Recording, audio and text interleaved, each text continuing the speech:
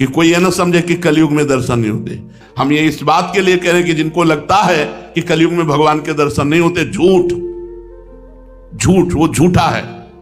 कोई बोले वो झूठा है, वो असफल हो चुका है इसलिए ऐसा बोल रहा है। नहीं तो मेरे प्रभु युग धर्म नहीं देखते, युग धर्म नहीं देखते। क्या अभी भाई जी को साक्षात्कार नहीं हुआ था? क्या राधा बाबा को प्रिया प्रीतम नहीं मिले? गलत बातें जो लोग कह रहे हैं कलयुग में भगवान के दर्शन नहीं होते, तो खिलवाड़ समझते हो। भगवान के प्रति जीवन अर्पित करके देखो, ये सूत्र उतार लो, मेरे तो गिरधर गोपाल दूसरों न कोई। अगर साक्षात्कार ना हो जाए तो हमें बताना। आप ये जरूर कह सकते हो मेरे तो गिरधर गोपाल, लेकिन ये नहीं बोल सकते दूसरों न कोई। और जिस दिन ये आ गया दूसरों न कोई, उसी दिन भगवान के साक्षात्कार की योग्यता आ जाएगी। दूसरों न कोई आज तक गुरु कृपा से, इष्ट कृपा से। आप सब हैं, आपको आत्मा की तरह प्यार करता हूं, लेकिन अपना कोई नहीं है। हमारे प्रियाजू क्यों इसलिए प्यार करते हैं? अभी प्रियाजू से बिलक तुम्हारे आचरण हो, एक सेकंड निकाल देंगे, दोबारा याद नहीं आएगी तुम्हारी कि तुम थे। ऐसा नहीं, पूरा जीवन केवल प्रभु उनके बल से बोल रहे हैं। अब आगे जैसा चाहे तो मरने वाला आगे सीन है, कब कहां क्या लीला घट जाए। अभी तक उन्होंने दूसरा नहीं रखा। बस हम कह रहे हैं अगर इस बात को तुम्हें मानना है कि हम झूठ बोल रहे हैं सत्य, तो एक काम कर लो, तुम दूसरों न कोई। और अगर वो तुम्हारे साथ खेलने न लगे तो बताना हमसे।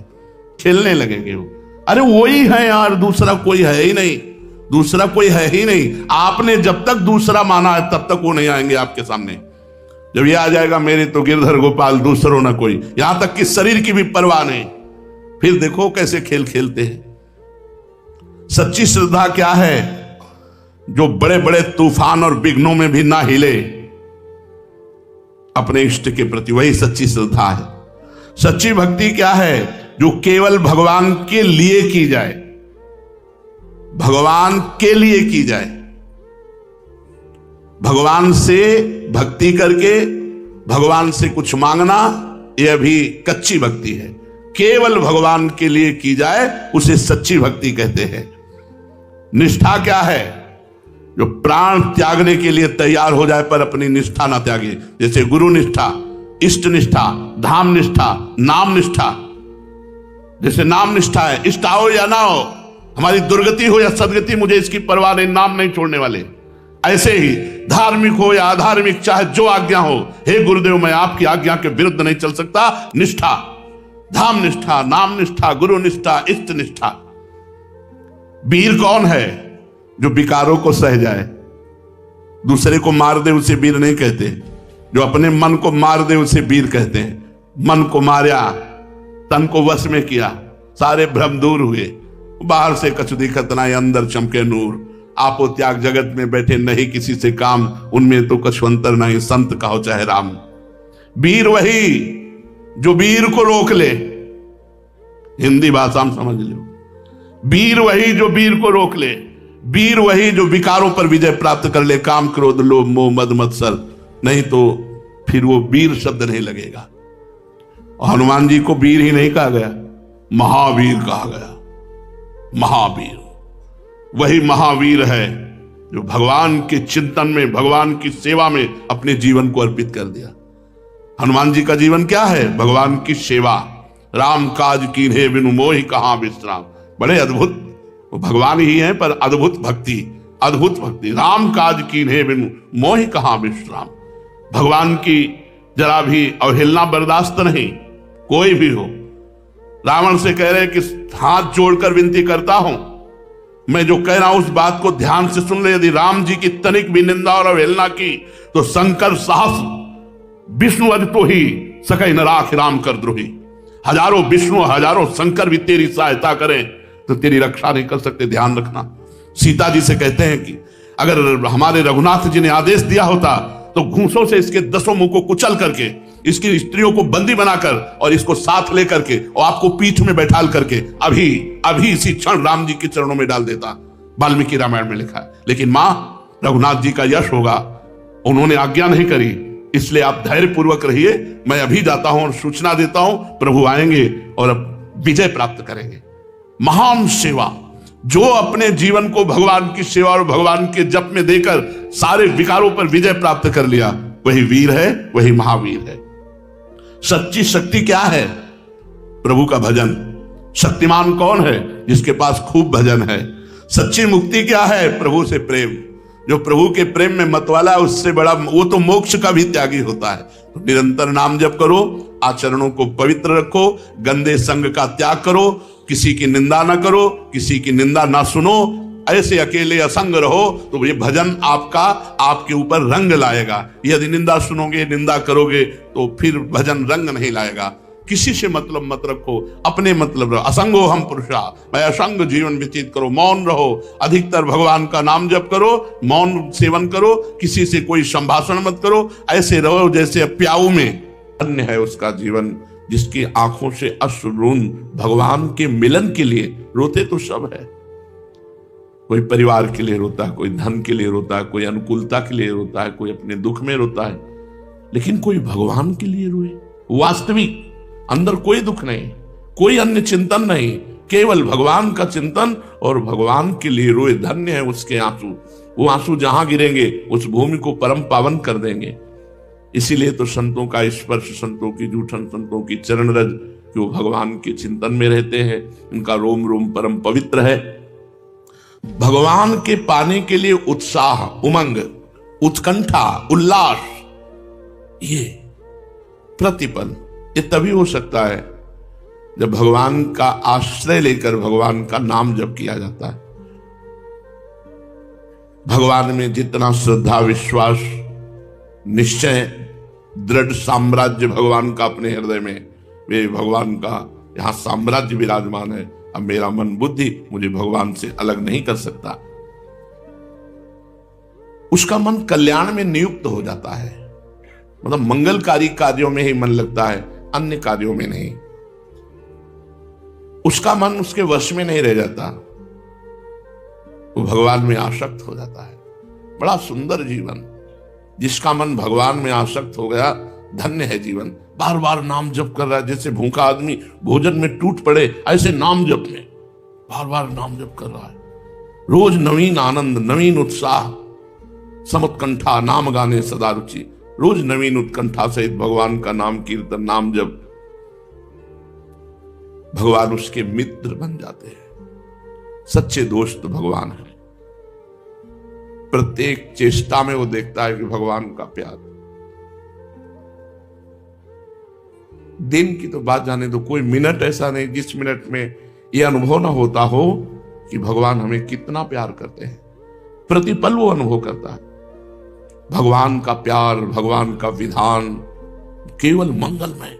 चारों तरफ भगवान का विधान काम कर रहा है, भगवान की कृपा काम कर। वैसे हम तो नीच है, पर भगवान ने स्वीकार कर लिया, उन महान ने स्वीकार कर लिया, इसलिए चारों तरफ उसको अनुभव होता है मंगल में भगवान का विधान चल रहा है, मंगल में भगवान की कृपा संभाले हुए है।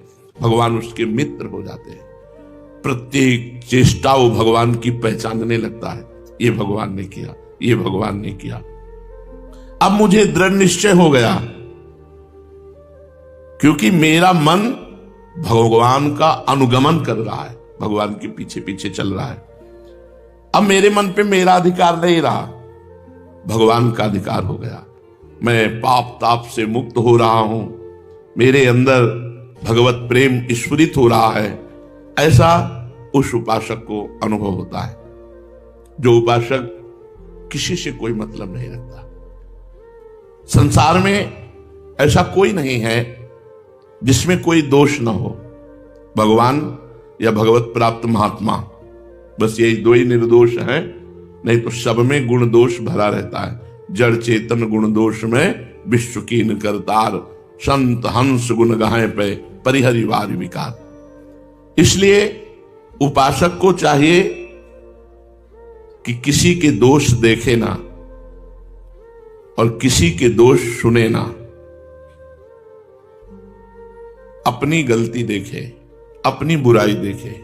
अगर भगवत प्राप्ति करना है तो इतना समझ लो, पूरा संसार गुण दोष से युक्त है।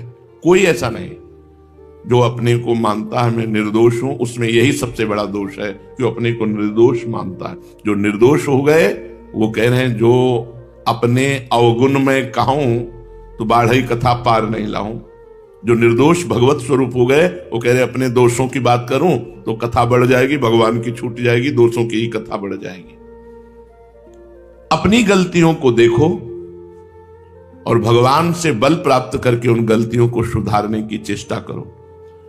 दूसरों को देखना, दूसरों के दोष देखना, दूसरों की गलतियां देखना, मतलब अपने को भगवान से विमुख कर लेना है। अपनी गलतियां हैं फिर भी भगवत प्राप्ति हो जाएगी, पर आप दूसरों की गलती देखने लगे तो फिर आपकी गलती की जांच हो जाएगी और आप भगवत विमुख हो जाएंगे। ऐसा कभी मत करना, आदेश कर रहे हैं, ऐसा कभी मत करना। ना तो दूसरों के सुधारने की धारणा करना और ना दूसरों में दोष देखना।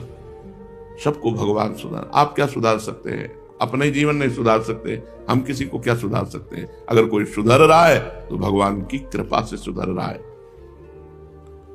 तुम अपने सुधार की तरफ लगो। तुम्हारा सुधार हो गया तो जगत का एक अंग सुधर गया तो बहुत कुछ सुधर जाएगा। पहले तुम सुधरो, पहले तुम भगवत प्राप्ति करो, पहले तुम अपना कल्याण करो। यदि सबका सुधार चाहते हो तो किसी के दोष मत देखो, अपना सुधार कर लो, तो सबका सुधार क्या हो जाएगा? सब में भगवान दिखाई देंगे, फिर दोष दिखाई ही नहीं देगा। जो दूसरों के दोष देखा करते हैं, दूसरों के दोषों का वर्णन करते रहते हैं, वो साधक होते ही नहीं। भले साधक वेश में हो, वो प्रपंची हैं। वो खुद कभी सुधरेंगे नहीं, दूसरों को उपदेश देते रहते हैं। वो जगत को भी धोखा दे रहे हैं और अपने को भी धोखा दे रहे हैं। उत्तम से उत्तम शास्त्रीय सद्गुणों को ग्रहण करो, उत्तम से उत्तम सद्गुणों को ग्रहण करो। संसार का प्रत्येक प्राणी माया के द्वारा चलाया जा रहा है। त्रिगुण माया, सतोगुण, रजोगुण, तमोगुण। कभी तमोगुण, कभी सतोगुण, कभी रजोगुण। हमको ये नहीं देखना, हमको सब में भगवान देखना। तात सुनो माया कृत गुण और दोष अनेक, गुण या उभय न देखी। न गुण देखना न दोष देखना, और देखी सो अविवेक। अगर देखता है तो अज्ञानी है। इतना सुंदर शुभ जीवन बनाने का अवसर मिला है, परंतु जो केवल बातें बनाते रहते हैं, भजन नहीं करते, वो ऐसा नहीं कर सकते। भजन करना अनिवार्य है। भजन करोगे तो आपकी गलतियां धीरे धीरे कम होती जाएंगी, विषय कीचड़ धुलता जाएगा, आप निर्मल होकर भगवान की प्राप्ति के योग्य हो जाएंगे। जैसे धन का लोभी चुपचाप धन कमाने में लगता है, वो व्याख्यान नहीं देता, वो चुपचाप केवल धन कमाने में लगा रहता है। ऐसे नाम जप करो चुपचाप, किसी की सुनो मत, किसी को सुनाओ मत, किसी से मतलब मत रखो। जब तक भगवान से गाढ़ संबंध ना हो जाए तब तक किसी से नहीं। किसी से संबंध करने का मतलब है अपने को अपनी स्थिति से गिराना। किसी से भी संबंध रखने का मतलब है अपने प्रभु से विमुख हो जाना, अपनी स्थिति से गिर जाना। इसलिए चुपचाप, जैसे एक कंजूस आदमी धन कमाता है और समेट के रख लेता है, वो गरीबी दिखाता है, ऐसे ही खूब नाम जप करो और समेट कर भगवान के चरणों में समर्पित करो। अभिमान मत करो कि मैं भक्त हूं, व्याख्यान मत दो, चुप रहो। ये व्याख्यान आदि उपदेश आदि गुरु कृपा से, गुरु आज्ञा से किए जाते हैं, इसमें मनमानी नहीं चलती। अगर गुरु ने आदेश किया है कि आप ऐसी सेवा करो तो भगवान आपकी रक्षा करेंगे, आपको सद्गुण देंगे और भगवान आपके साथ रहेंगे, क्योंकि गुरु आज्ञा पे चल रहे हैं। ये विचार छोड़ दो कि मैं किसी को सुधार सकता हूं। छल कपट ये तुम्हारे मित्र बन जाएंगे, तुम इनके नौकर बन जाओगे यदि सुधारने के चक्कर में चले। सहानुभूति, सम्मान, मधुर वचन ये तुम्हारे होने चाहिए। तुम एक अनंत की यात्रा के साधक हो, अनंत भगवान की यात्रा। तुम्हारे पास समय नहीं किसी को समझाने का, हर समय नाम जप करो। सुख चाहते हो, प्रेम चाहते हो, भगवान को चाहते हो, तो सब जो भी मिले सम्मान दो, प्रेम से वार्ता करो। संबंध किसी से नहीं, कोई भी। गली में मिल गए कोई तो राधे श्याम, आप कहां रहते हो, चलो आपकी कुटिया चलते, ऐसी गलती मत करना। कोई भी हो, अपनी कुटिया में नहीं, वो हमारा भजन स्थल है। कोई स्त्री साधक किसी पुरुष को किसी भी तरह से अपनी कुटिया में नहीं, कोई पुरुष साधक किसी भी संबंध से, वो बहन ही क्यों ना हो, अपनी कुटिया में नहीं। अगर आप सिद्धांत से चलोगे तो कभी पतित नहीं होगे, कभी भ्रष्ट नहीं होगे। ईश्वर में विश्वास निराशा, असफलता, दुख, शोक, विषाद, अशांति, अवनति, दुर्गति, अवरोध, कलह, भय, बंधन, बीमारी, विनाश, इसका नाश कर देती है। इसमें और कोई साधन नहीं बताया। केवल भगवान पर विश्वास रखने से निराशा, असफलता, दुख, शोक, विषाद, अशांति, अवनति, दुर्गति, अवरोध, कलह, भय, बंधन, बीमारी, इनका विनाश हो जाता है। भगवान के केवल विश्वास पर, मैं भगवान की शरण में हूं। आप सोचते होंगे ऐसा कैसे हो सकता है, लेकिन तुम्हारी कल्पना से नहीं, तुम्हारी कल्पना से नहीं, विश्वास करके देखो, ऐसा निश्चित हो जाएगा। यदि तुम विपरीत चिंतन करोगे, विपरीत वातावरण का सेवन करोगे, तो बुरा संयोग बनेगा और आपके अंदर ये सब आ जाएंगे, निराशा, असफलता, दुख, शोक। जो शास्त्र कह रहा है, कभी किसी से संयोग मत करो, किसी भी तरह की मित्रता मत रखो, नहीं भयावना वातावरण पैदा हो जाएगा और परमार्थ में चलना मुश्किल हो जाएगा।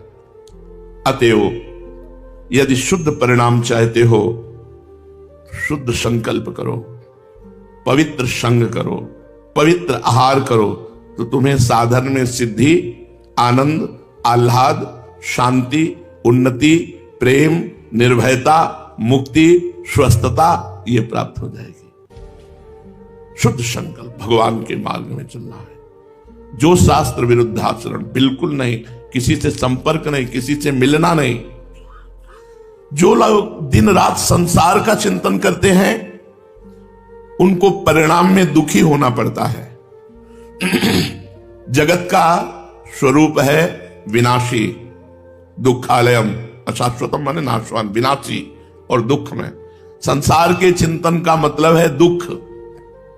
स्वाभाविक तुम अशुभ गति को प्राप्त होगे संसार चिंतन करने से।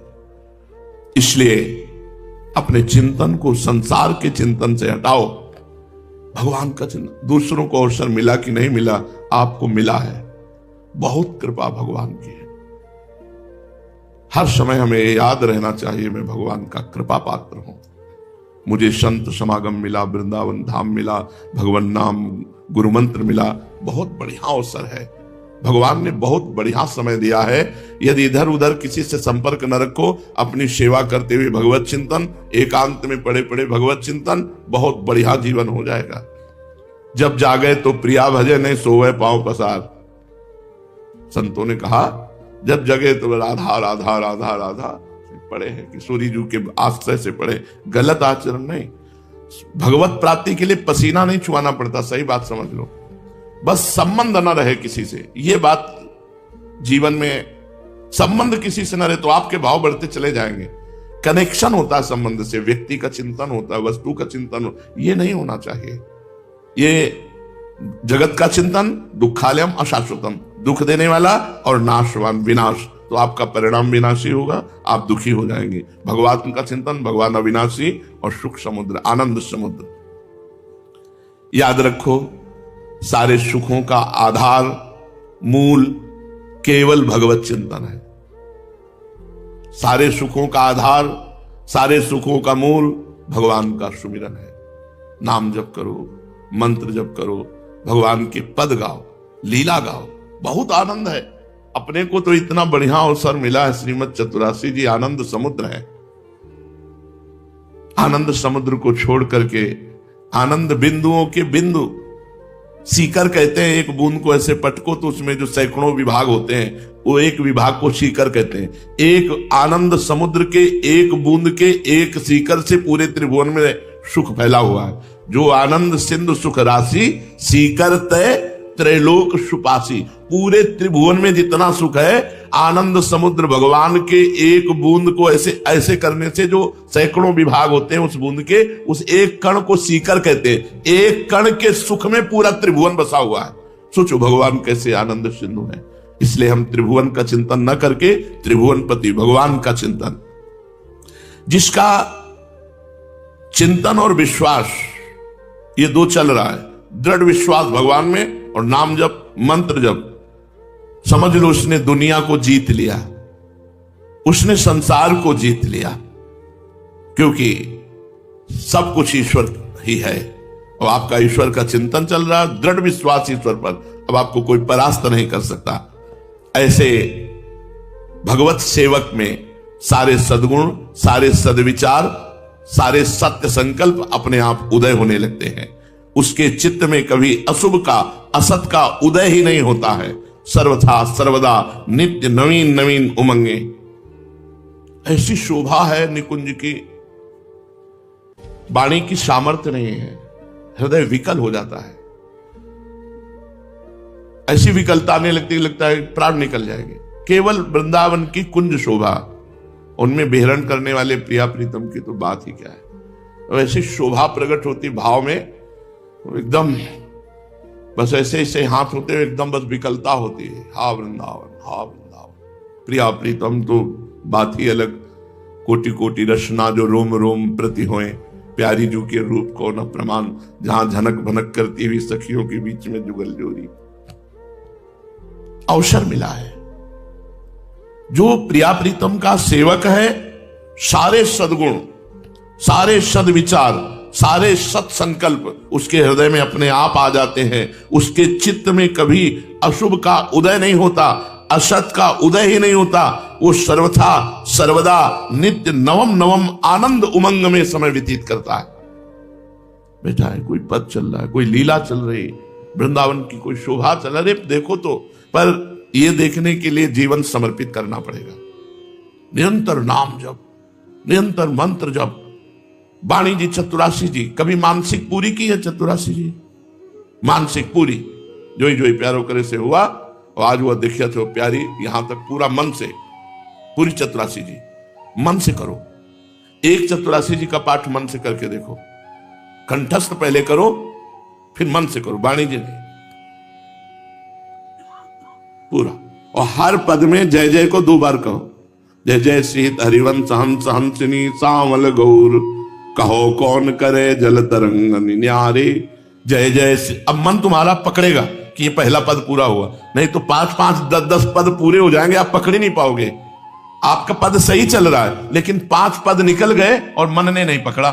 तो मन को पकड़ाने के लिए बहुत आराम से और हर पद की समाप्ति वो 2 बार लाइन करो, तब अगले पद में चलो। तो देखो, आप देखो, एक बार करके तो देखो। मानसिक लीला में प्रवेश पाने के लिए चतुरासी जी को कंठस्थ करना अनिवार्य है और मानसिक चतुरासी जी का पाठ आवश्यक है। पूरी चतुरासी जी के लिए 2 घंटा या 2.5 घंटा चाहिए, और उसमें बोलना भी नहीं है, देखना भी नहीं है, बस पूरी चतुरासी जी चल। कभी कभी शब्द लड़खड़ा गए, अब परेशान हुए, तो चतुरासी जी खोल के देखा, हाँ ठीक है, फिर चल। अरे आप देखो तो आनंद बरस रहा है। अब हम लोग आनंद का चिंतन न करके विषय चिंतन कर रहे हैं। हमारी प्रार्थना मान लो, क्योंकि अपना जीवन आचार्यवाणी है, आचार्यवाणी जीवन है, हरिवंश के लिए है। जोरी श्री हरिवंश की श्री हरिवंश स्वरूप, सेवक वाणी कुंज में बिहरत परमनु। ये वाणी रूपी कुंज में ये हरिवंश जोरी विलस रही है चतुरासी जी के रूप में। चतुरासी जी का गायन का मतलब है निकुंज में स्थिति। छुट्टी 84 भ्रमंत। एक बार 84 जी का पाठ रोज जो करता है वो 84 लाख योनियों में नहीं जाएगा। उसके अंदर प्रेम लक्षणा भक्ति होगी और वो इन्हीं नयनों से प्रिया प्रीतम को देखेगा और शरीर पूरा होते होते सहचरी भाव से निकुंज में जाएगा। छुट्टी 84 भ्रमंते निरखय जुगल किशोर, निरखय जुगल किशोर भोर अरु रैन न जाने, पिए रूप रस मत भयो कछु मन नाने, प्रेम लक्षणा भक्ति होए ही आनंदकारी, अरु वृंदावन वास सखी सुख के अधिकारी। कुंज महल की टहल सुख दंपति संपत्ति पाई है, जैसी रूप लाल हित प्रीति सो जो 84 गाई है। चतुरासी जी निज मंत्री और श्री जी की सेवा, यही हमारा जीवन है। हमें जो प्रिया प्रीतम का मार्ग मिला है, हमारे मार्ग में श्रीमद चतुरासी जी देखो सेवक जी महाराज कह रहे हैं, सेवक शरण सदा रहे, अनत नहीं विश्राम, कै वाणी हरिवंश की, कै हरिवंश ही नाम। या तो वाणी जी चल रही, या तो नाम मंत्र चल रहा है। सेवक शरण सदा रहे, अनत नहीं विश्राम, कै वाणी हरिवंश की, कै हरिवंश ही नाम। या तो वाणी जी चल रही, या तो सेवा में हम निज मंत्र जप करते हुए, शरणागत मंत्र जप करते हुए, नाम जप करते हुए। अब वर्षों से ऐसा संयोग बन रहा है कि जहां हम खाली होते हैं तो मंत्र में या चतुराशी जी में, बस दो ही चीज हमारे पास रह गई, निज मंत्र चतुराशी जी। कभी हम ऐसे खोल के और ग्रंथ देख रहे या और कुछ, क्योंकि ये समझ गए कि सेवक वाणी का फल है निज मंत्र और चतुराशी जी। सेवक वाणी निज मंत्र और चतुराशी जी को पुष्ट कर रहे, तो अब केवल दो ही जीवन में रह गए, निज मंत्र और चतुराशी जी। जब बैठे तो मंत्र चल रहा है या चतुराशी जी, शौच स्नान में राधा वल्लभ श्री हरिवंश नाम। ये हम इसलिए खोल के बता रहे हैं कि आपको यही जीवन बनाना है। और जब चतुराशी जी चलती है तो हम इशारे से बात करते हैं। अगर कोई बात हुई तो इशारे से कर दिया, नहीं हुई तो हटा दिया। बस उस समय चतुराशी जी के समय कोई बात होगी तो चली नहीं पाएगी ना चतुराशी जी, और मन से चतुराशी जी चलानी है। एक बार 24 घंटे में मन से पूरी चतुराशी जी जो करेगा वो आप देख लो उसका फल क्या होगा। हम जो कहें उसको मान लो। प्रवचन का मतलब होता है आचरण में सुनकर के उतारना। हर दिन एक बार चतुराशी जी मानसिक करो, वो समय तुम देख लो। कार्य करते हुए कुछ कर पाओ तो कर लो, शौच स्नान करते समय कुछ पद हो जाएंगे, कुछ समय शयन के समय हो जाएंगे, ऐसे कर लेते हैं। अब जैसे अपने हैं तो कभी 25 पद कर लिए, आजनी की बनी श्री राधिका नागरी, दिमाग में बैठा लिया, 25 पद हो गए। अब कोई और सेवा हुई तो कर लिया, कार्य कर लिए, फिर शुरू किए आजनी की बनी श्री राधिका नागरी से ही फिर शुरू किए। अब चले गए 58 पद, प्रथम यथामति प्रणवों श्री वृंदावन अतिरम में छोड़ दिया। फिर आज हुआ देखिए तो प्यारी, वहां तक पहुंच गए। कभी जब समय मिला तो पूरा एक ध्वनि से चल, अरे बहुत आनंद, 2.5 घंटा मन कहीं नहीं जाएगा, क्योंकि मन जाएगा तो आप कर ही नहीं पाएंगे। अगला पद कौन सा है आपको पता ही नहीं होगा, कंठस्थ कर लो तो अगला पद आपको पता है कौन सा पद हो। बड़ा आनंद है, आनंद के लिए ही तो यार चल रहे हो चतुराशी जी का। और निज मंत्र ही चतुराशी जी है, चतुराशी जी ही निज मंत्र है। हमारी बात मान लो, संपूर्ण निज मंत्र का अर्थ चतुराशी जी, 42 लीला और जितने रस ग्रंथ है सब वो है।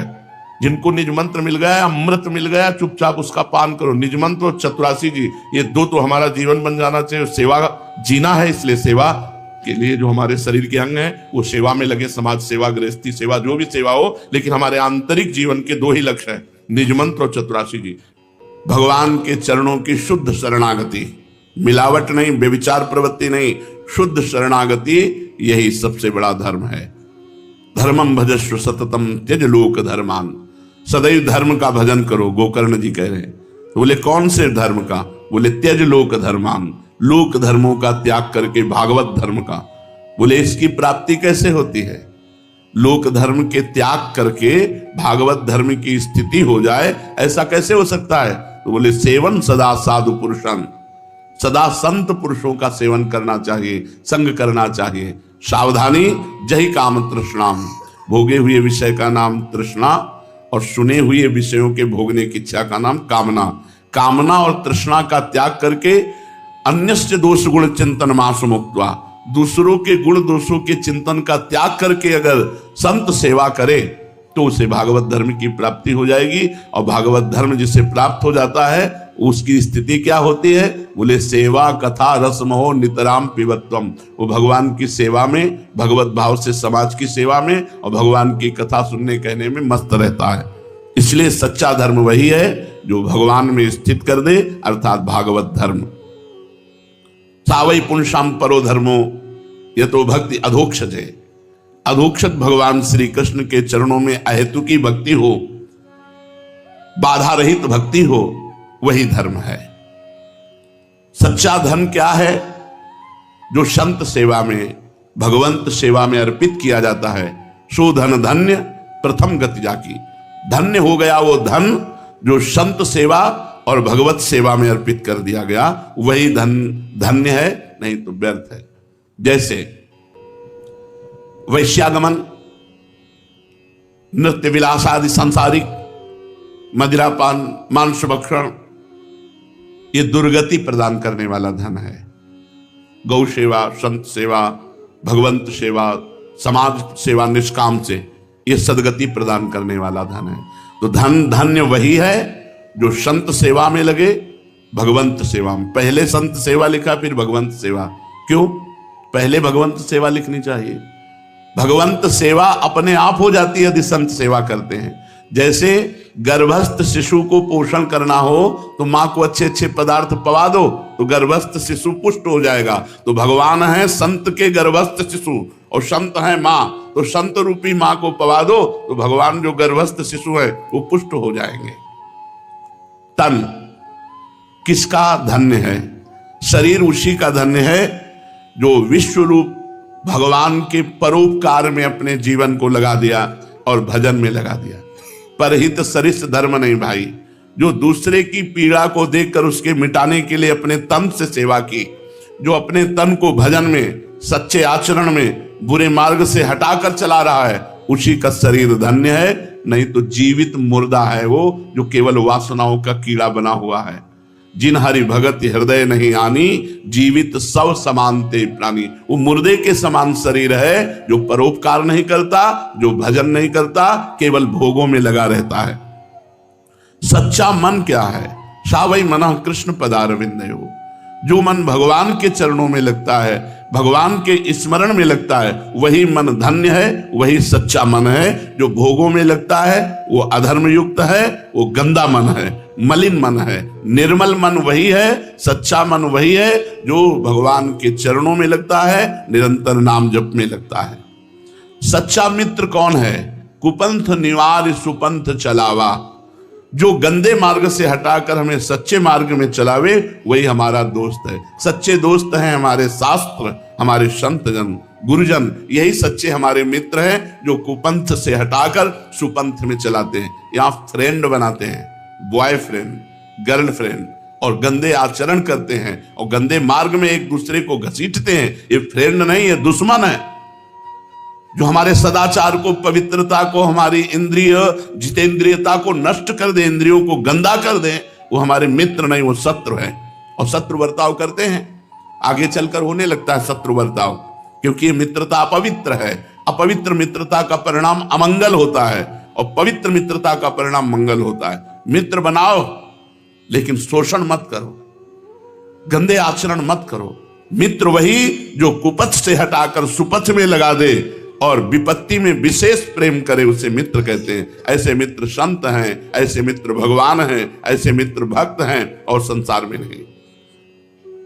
मंत्र क्या है?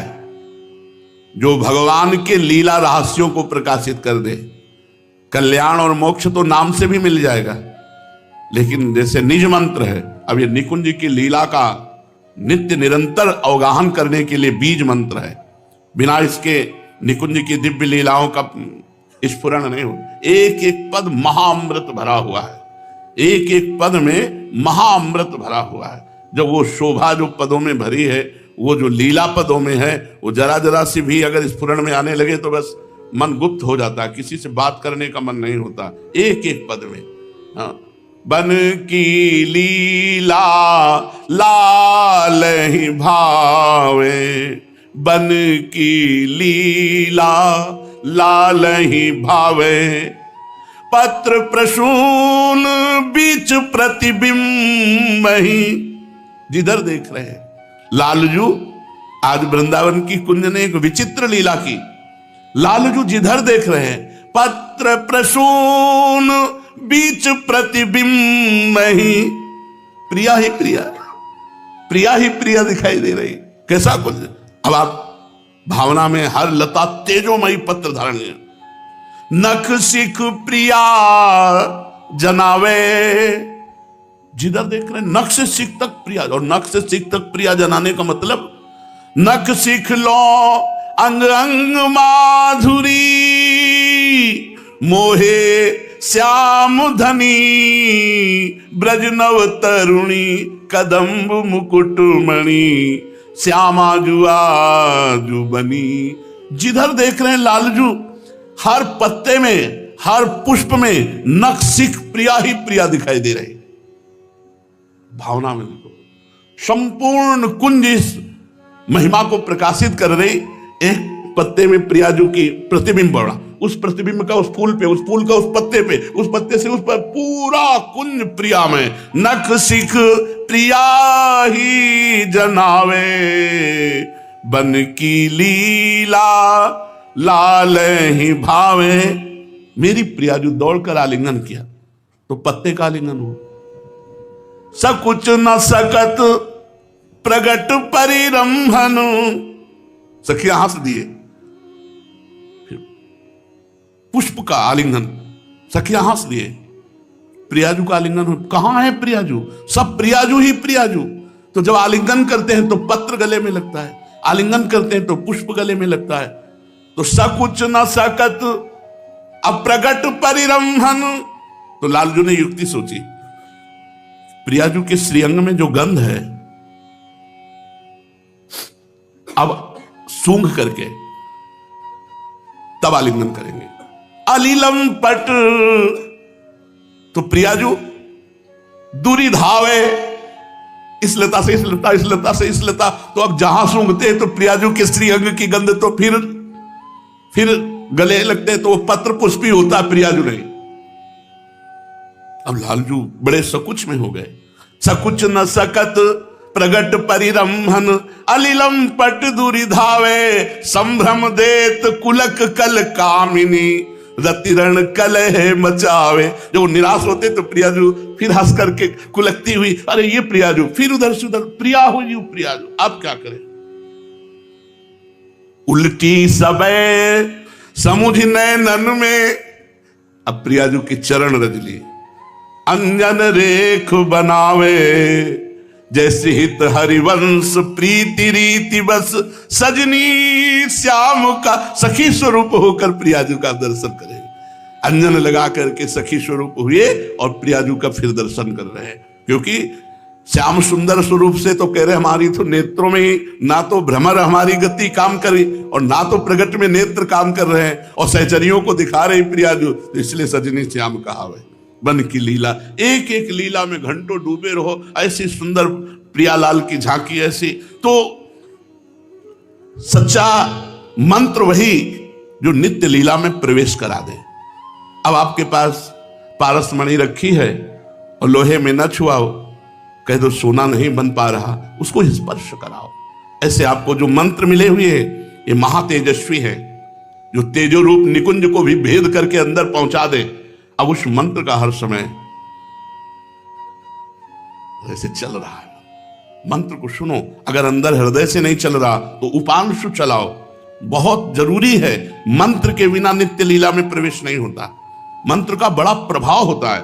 जब क्लीम मंत्र का उच्चारण किया भगवान श्री कृष्ण ने बंसी से, तो आज की बंसी केवल गोपियों को सुनाई दी और किसी को सुनाई ही नहीं दी। न एक बछड़ा आया, न एक गैया आई, न एक ग्वाल आया, केवल गोपी आई, केवल गोपी। क्योंकि ये बीज मंत्र कांता भाव को प्रकाशित करता है। तो कांता भाव वाली जितनी गोपियां थी वो सब भगवान श्री कृष्ण के पास आई। ब्रज में तो सबको ही था, जब बंसी बजती है तो सबको सुनाई देती है, लेकिन ये बंसी किसी को नहीं सुनाई दी। ये बंसी केवल गोपियों को सुनाई दी। नवा खग, नवा मृग, नवा पशु, नवा पक्षी, नवा सखा, नवा ग्वाल बाल, नवा और कोई आया, केवल ब्रज गोपी आई। ऐसे ही जो निज मंत्र है ये केवल निज मंत्र पहुंचाता है निकुंज में। श्री किशोरी जी ने हरिवंश महाप्रभु को ये स्वयं प्रदान किया। हरिवंश महाप्रभु से हमारी गुरु परंपरा में आया। जो शरणागत मंत्र है वो पुष्ट करता है शरणागति, और निज मंत्र पुष्ट करता है नित्य लीला में प्रवेश। तो शरणागत 18 लाख मंत्र होने पर निज मंत्र का अधिकारी हो जाता है। यदि 18 लाख शरणागत मंत्र नहीं हुआ और आप निज मंत्र ले लोगे तो आपकी रुचि ही नहीं होगी निज मंत्र में। अगर आपने 18 लाख पूरा किया है शरणागत मंत्र तो आपकी रुचि निज में, और निज मंत्र की रुचि का मतलब रोना, बार बार पुलकायमान शरीर होना, बार बार रोना, बार बार कोई पद चल पड़ा, कोई वो तुरंत खोलता चला जाता है, तुरंत खोलता है। बहुविध रंग मृदुल किसलय दल निर्मित पिय सखी। अब दिखाई दे रहा है कि प्रीतम अपने कर कमल से सुंदर सुंदर कोमल पल्लव और पुष्प लेकर सैया की रचना कर। प्रीतम स्वयं कर कमल, देखत नौ निकुंज सुन सजनी लागत है अति चारु, माधविका केतकी लतालय रचे मदन आगार। शरद मास राका निश शीतल मंद सुगंध समीर, परिमल लुब्ध मधुव्रत वितिकित नदत कोकिला की। और बहुविध रंग मृदुल किसलय दल निर्मित पीसक सेज, भाजन कनक विविध मधुपूरित धरे धरन पर हेज, और फिर तापर कुशल किशोर किशोरी उस पर विराजमान हो करत हास परिहास। आप विराजमान युगल सरकार हास परिहास, और ये कितना सुख मिलेगा। तो चतुरासी जी का पाठ, निज मंत्र का जप, ये निकुंज की दिव्य लीलाओं का प्रकाशित करता है। तो मंत्र वही जो प्रभु की लीला में प्रवेश करा दे। ये आचार्य परंपरा से मंत्र है, निज मंत्र महामहिम है। पर बस यही है कि जैसे मूर्ख आदमी के हाथ पारसमणि लग जाए और वो जेब में पड़ी, वो भीख मांगता को डोल रहा है। जेब में पड़ी है कि वो चाहे अरबों का धन बना ले, पर वो भीख मांगता डोल रहा है, क्योंकि उसको उसका महत्व तो नहीं पता। इच्छा क्या है, सच्ची इच्छा क्या है? भगवान की प्राप्ति। मुझे इस जन्म में भगवान की प्राप्ति हो जाए, यही इच्छा है, और तो सब इच्छाएं नष्ट हो जाए। ये सब बांधने वाली इच्छाएं हैं। सच्ची इच्छा यही है कि मुझे भगवान की प्राप्ति हो जाए। भगवान की प्राप्ति जो हमारे अंदर करने की चाह है, ये होनी चाहिए। तो भगवान कृपा करें, शुद्ध दृष्टि दे, जिससे हम बात मान करके परमार्थ की तरफ बढ़ जाए। सच्ची सेवा क्या है? जो सेव्य के मन में सेवा पैदा कर दे।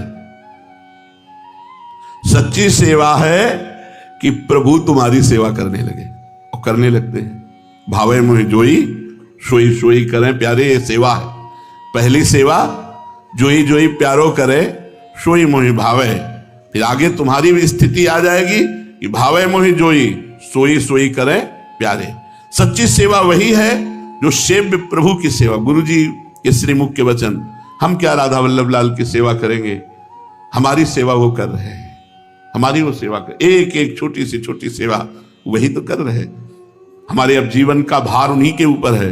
अब हम तो केवल उनकी शरण में हैं, सेवा तो वो कर रहे हैं, हम क्या उनकी सेवा कर रहे हैं? हमारी वस्त्र सेवा, हमारा भोजन सेवा, हमारी जीवन सेवा, हमारा भजन सेवा, हमारा कल्याण, सब कुछ वही कर रहे हैं। हम तो केवल उनके आश्रित हैं, उनके सहारे। सेवा वही जो सेव्य के मन में सेवा भाव पैदा कर दे। सेव्य के मन में जब अधिक सेवा होने लगती है, तो सेव्य कोई ना कोई रूप रख करके अपने सेवक की सेवा करने लगते हैं। वही सच्ची सेवा है। सच्ची कमाई क्या है? भगवान का नाम जप। आप कह सकते हो कि बेईमानी से ना कमाया जाए तो सच्ची कमाई हो गई, तो मरोगे तो जाएगा क्या तुम्हारे साथ? तो झूठी कमाई थी ना। सच्ची कमाई ये बैंक बैलेंस नहीं है। सच्ची कमाई मकान दुकान नाना प्रकार की प्रतिष्ठा मान, ये सब नहीं। मरोगे तो कुछ नहीं जाएगा। सच्ची कमाई है नाम जप, जो मरने के बाद तुम्हें धनी बना के रखेगी। कबीरा सब जग निर्धना, धनवंता नहीं कोई, धनवंता सोई जानिए जाके राम नाम धन होए। सच्ची कमाई अखंड भजन। कोई जानता है मरने के बाद जब शव यात्रा होती तो सब बोलते हैं राम नाम सत्य है। जैसे अपने ब्रज में बोला जाता है कृष्ण नाम सत्य है, गोपाल नाम सत्य है, गोविंद नाम सत्य है। अगर भगवान का नाम जप नहीं करते तो किस बात के सनातन धर्मावलंबी? सत्य नहीं बोलते तो किस बात के सनातन धर्मावलंबी? रघुकुल रीति सदा चली आई, प्राण जाए पर वचन न जाए। एक बार कह दिया तो प्राण चले जाए पर अपने वचन नहीं झूठे होने देते थे। और यहां सुबह वचन देते हैं, शाम के भूल जाते हैं। सुबह कसम खाते हैं, शाम के तोड़। और हमें गर्व से कहते हैं हम सनातन धर्मावलंबी। हमारे सनातन धर्म के 30 लक्षण हैं। अगर ये लक्षण नहीं है तो आप कैसे कह सकते हो? पहला ही लक्षण है सत्य। सत्य है भगवान नारायण हरि राम कृष्ण। सत्य नारायण सच्चिदानंद रूपाय विश्वोत्पत्त्यादि हेतवे तापत्रय विनाशाय श्री कृष्णाय वयम नमः। जब भगवान कंस कारागार में प्रकट हो रहे हैं तो समस्त देवता करके जब स्तुति करते हैं तो पहला ही श्लोक है सत्यव्रतम त्रिसत्यम। त्रिकाल में जो सत्य है वो भगवान सत्य। नाम जप नहीं करते, सत्य नहीं बोलते, सत्य मार्ग पर नहीं चलते, किस बात के सनातन धर्मावलंबी? सत्य को समझो। दूसरा दया। ये हमारे सनातन धर्म के 30 लक्षण है। दया, सब पर दया। दया करने की सामर्थ्य उसी के हृदय में आएगी जो दया का उल्टा क्या है? याद। जिसे याद है कि मैं कौन हूं, मेरा कर्तव्य क्या है, मैं सनातन धर्मावलंबी हूं, मेरा कर्तव्य है सब पर दया करना और सदैव भगवान की याद में रहना और सत्य बोलना, सत्य आचरण करना। दो ये हुए। तीसरा है तपस्या, सनातन धर्म का लक्षण। तपस्या किसे कहते हैं?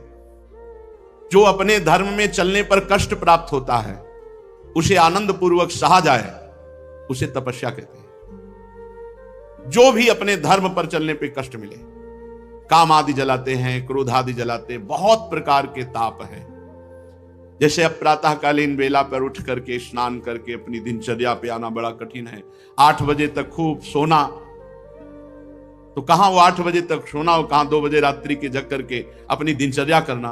तो अपने धर्म के पालन में जो हमें कष्ट मिलता है उसे तपस्या कहते हैं। हमारे सनातन धर्म का तीसरा लक्षण है तप, तपस्या। चौथा है शौच। शौच माने पवित्रता, शरीर की बाहरी पवित्रता और हृदय की आंतरिक पवित्रता। ये सनातन धर्म है। खड़े खड़े लघु शंका करते हैं, पूरे कपड़े में छिट्टी पड़ती है, अपवित्र। शौचालय की सीट पर बैठकर लघु शंका करते हैं, उठे चल दिए, अपवित्र। शौच हुए, वैसे हाथ धो लिया, चल दिए। नहीं, बाहरी और भीतरी दोनों पवित्रता होनी चाहिए। लघु शंका ऐसे स्थान पर करो जहां लौट कर तुम्हारे ऊपर छिट्टी न पड़े। हाथ धोइए, पैर धोइए, आचमन कीजिए। शौच उतने ही कपड़ा पहनकर होइए जितने प्रक्षालन धो सको। और साबुन मात्र से पवित्रता नहीं मानी जाती। साबुन से एक बार हाथ धो लो तो एक बार रज से जरूर हाथ धो। थोड़ी रज ले लो। मान लो आजकल बड़ी आधुनिकता है कि नालियां जाम हो जाएंगी, तो थोड़ी रज ले लो। और रज का स्पर्श ही पवित्र करता है। जल, मिट्टी, रज आदि से बाहरी पवित्रता। और छल कपट, गंदी बातें सोचना, गंदी बातों के संकल्प बनाना, ये सब अंदर की अपवित्रता है। इसका त्याग कर दे। छल कपट, गंदी बातों का चिंतन, गंदी बातों का संकल्प त्याग करने से आंतरिक पवित्रता होती है। और बाह्य और आंतरिक दोनों पवित्रता पूर्ण रूप से सुरक्षित रहेगी यदि धर्म का पहला लक्षण सत्य, सत्य है हरि, सत्य है हरि नाम, यदि नाम चल रहा है तो भीतर और बाहर दोनों से पवित्र रहोगे। सवाय अभ्यंतर शुचि, वाय अभ्यंतर शुचि। जो नाम जापक है उस अंदर और बाहर दोनों से पवित्र रहता है। जब तक पवित्र नहीं रहोगे तब तक आप उच्च कोटि के विचार वाले नहीं बनोगे। पक्की बात समझना। जितना आप पवित्र रहोगे उतना ही आपको दैवी संपदा के विचार आएंगे, उतने ही दिव्य महापुरुष आपसे मिलने आएंगे अव्यक्त रूप से। अब आप समझो, ये बात हम कह रहे हैं, इसमें कितने % लोग बच रहे हैं। पवित्रता बहुत जरूरी है। पवित्रता, ये जो आज के लोग हैं ना, बोले मन पवित्र होना चाहिए। सर ये बाहरी सब क्या है, तो दिखावा है। तो मन कैसे पवित्र होगा? बाहरी तो तुम्हारा मन अपवित्र हुआ है, भोगों में, शरीर में, संसार में। तो यहीं से पवित्रता शुरू होगी, तब तुम्हारा मन पवित्र होगा। बाहर से पवित्र होते होते अंदर पवित्र हो जाओगे। बाहर अपवित्र है तो। हमारा सनातन धर्म का लक्षण चौथा है पवित्रता। पहला सत्य, फिर दया, फिर तपस्या, फिर पवित्रता। 30 लक्षण है। ये सनातन धर्म है, इसको समझो। पवित्रता बड़ा कठिन है, पवित्र रहना। आप देखो, बड़ा कठिन है पवित्र रहना। पवित्रता अत्यंत अनिवार्य है सब साधक के ध्यान। पवित्रता, अगर पवित्रता नहीं तो आपका विचार उत्तम नहीं हो सकते। आप महापुरुषों का जो चिंतन शैली है वहां नहीं पहुंच सकते। कल एक आए थे भगत जी एकांतिक में, उन्होंने कहा आपने सत्संग में और एकांतिक में कहा है कि मन की पीएचडी की है, तो हम भी मन की पीएचडी कर रहे हैं, तो हम आपसे बात करना चाहते हैं। हमारा मन, आपका मन, क्योंकि आपने भी पीएचडी की, हमने भी की।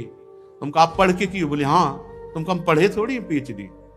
हमारा तो विनोद में कहा था, हम तो मन को पढ़ा है, हमने मन को पढ़ा है। आप मन के विषय में पढ़ा होगा, हमने मन को पढ़ा है। तो बोले फिर तो हमारा और मन आपका समान हुआ।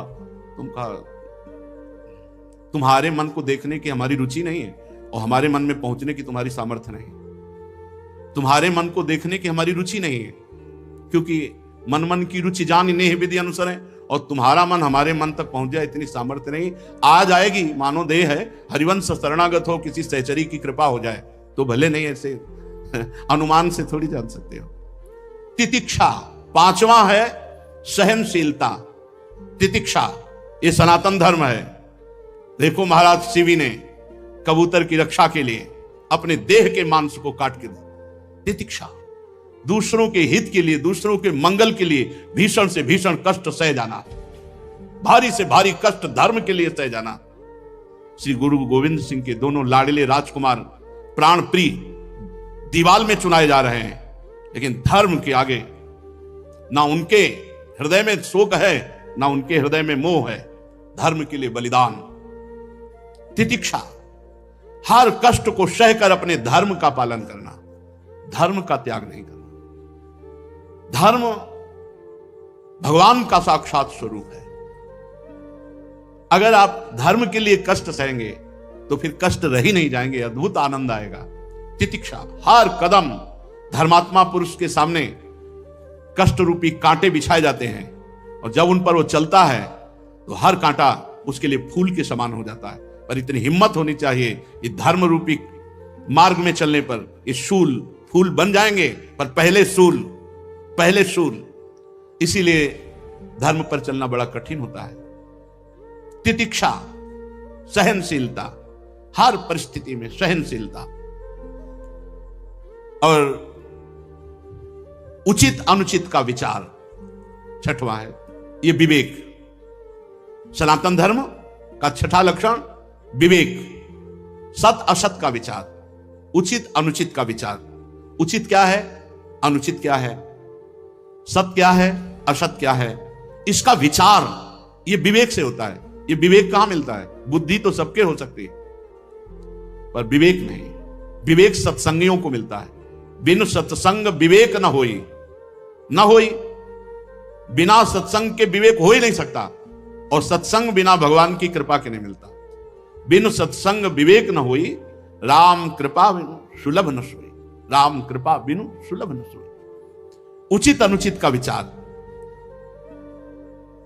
सातवां, मन का अधीन करना। यह है सनातन धर्म। मन का अधीन करना, संयम मिलेगा।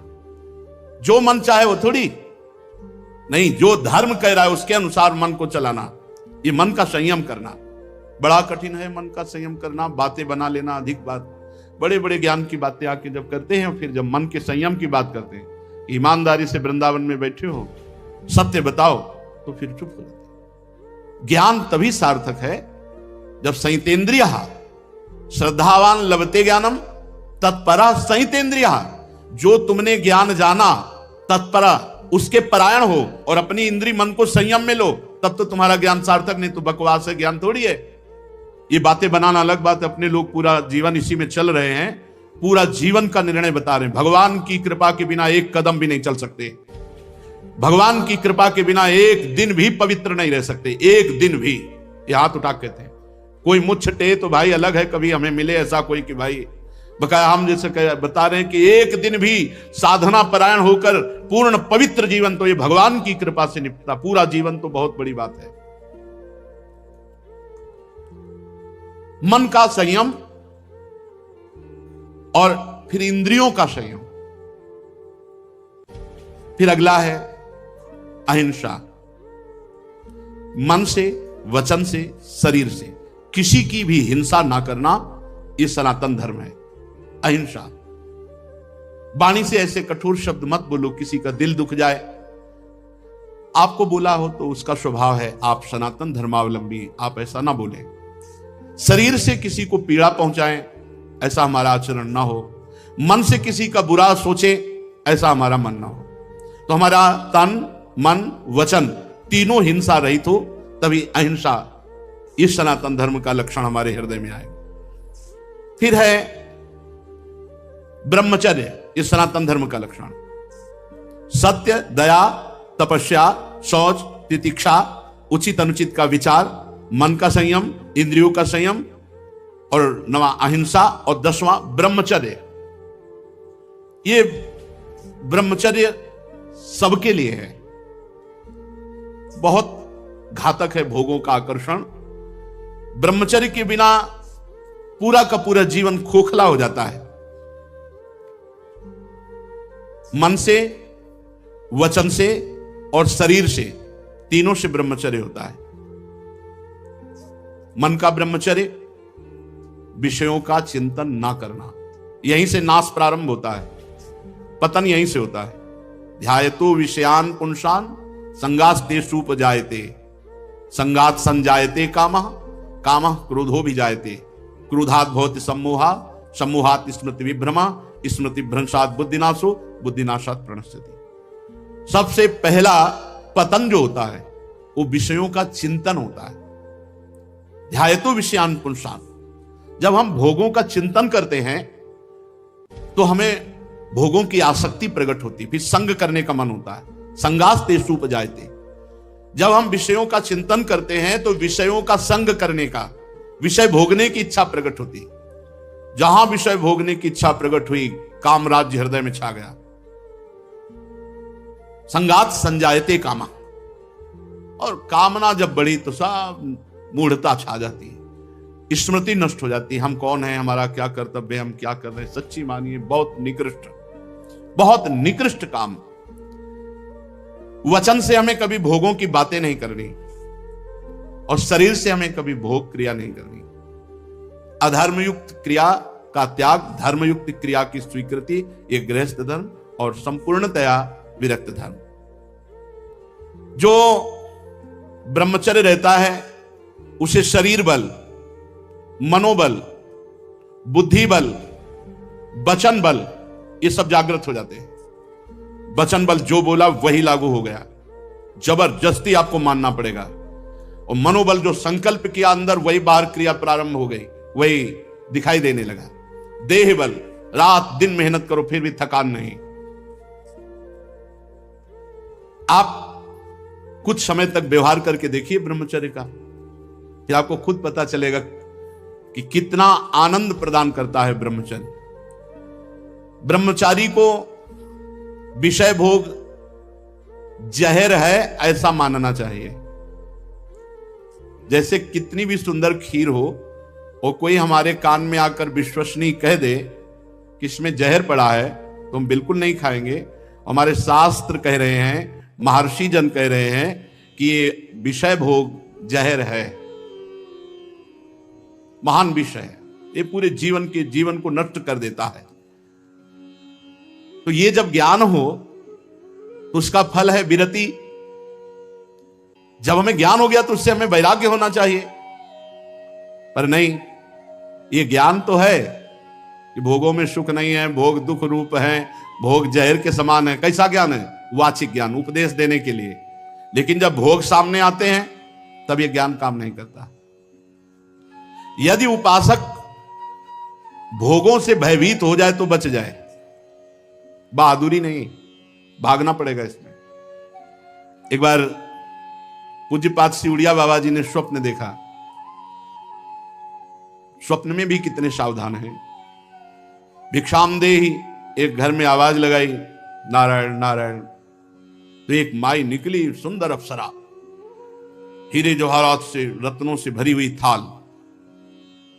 आवाज एक घर में लगाई और सैकड़ों घरों से निकल आई और सब एक से एक सुंदर, और चारों तरफ से घेर लिया और मुस्कुराना, हाव भाव प्रकट करना। बाबा भागे और बहुत जोर के भागे और कई किलोमीटर तक भागते रहे। फिर पीछे मुड़ के जब देखा कि कोई नहीं दिखाई दे रहा, तब खड़े होकर सांस ली। जब सांस ले रहे थे तो आंख खुल गई। आंख खुल गई तो नारायण नारायण नारायण। अच्छा हुआ कि स्वप्न में भी भागे। भागने से ही बचोगे, यहां जीतने के चक्कर में मत पड़ना, बहुत धोखा है। ये मन बहुत धोखेबाज है। यदि कोई विषय से ऐसा भय रखे जैसे सांप, बिच्छू या सिंह, कोई सांप आके गले लगना चाहे तो आप क्या करोगे? भागोगे ना। और बाघ देख लो, सिंह देख लो, भागोगे ना। ऐसे ही विषय भोग की इच्छा वाले कोई शरीर तुम्हारे नजदीक आ रहा है और तुम्हें भय नहीं लग रहा है, इसका मतलब है मरना चाहते हो, भ्रष्ट होना चाहते हो, नष्ट होना चाहते हो। सिंह आ रहा तुम्हें भागना नहीं सुनाई दिया, सांप दौड़ रहा तुम्हारी तरफ भागना नहीं सुनाई दिया। ऐसे ही भोग तुम्हारी तरफ आ रहा, तुम भागे नहीं, मरना चाहते हो, मरोगे तुम। कोआ मदांधो मदना तुरुआ, भगवान शंकराचार्य जी से पूछा, को अंधों में बड़ा अंधा कौन है? बोले जिसको काम सता जाए, जो काम से युक्त हो गया, काम से व्याकुल हो गया, वो सबसे बड़ा अंधा है, वो कुछ नहीं समझ पाएगा। आप बड़े मजे से भोग को देखते हैं और भोगते हैं और फिर विचार करें ब्रह्मचर्य असंभव। जैसे जलेबी है, एक बार चख लिया तो जलेबी नाम लेते ही वो कुरकुराहट वो मुंह में आ जाएगा, नहीं आ जाएगा? इसे कहते हैं तृष्णा। भोग भोगा, अब वो तृष्णा जहर की तरह तुम्हारे हृदय में बस गई। अब वो भगवान ने निकाले तो निकाले, नहीं तो पूरा जीवन भर मार देगी। भोगों का जहर तृष्णा। तृष्णा अनंत जन्मों से हम भोगते चले आ रहे हैं, इसलिए हमारी परवशता हो गई है। परवशता, इंद्रिय और भोगों में विवशता, हम हार चुके हैं। लेकिन मोक्ष का रास्ता जितेंद्रियता से जुड़ता है, परवशता से नहीं। इसलिए आपको एक इंद्रियों के भोगों से जीतना पड़ेगा, लड़ना पड़ेगा। भटकते रहने से ये जन्म भी चला जाएगा, जैसे और जन्म चले गए।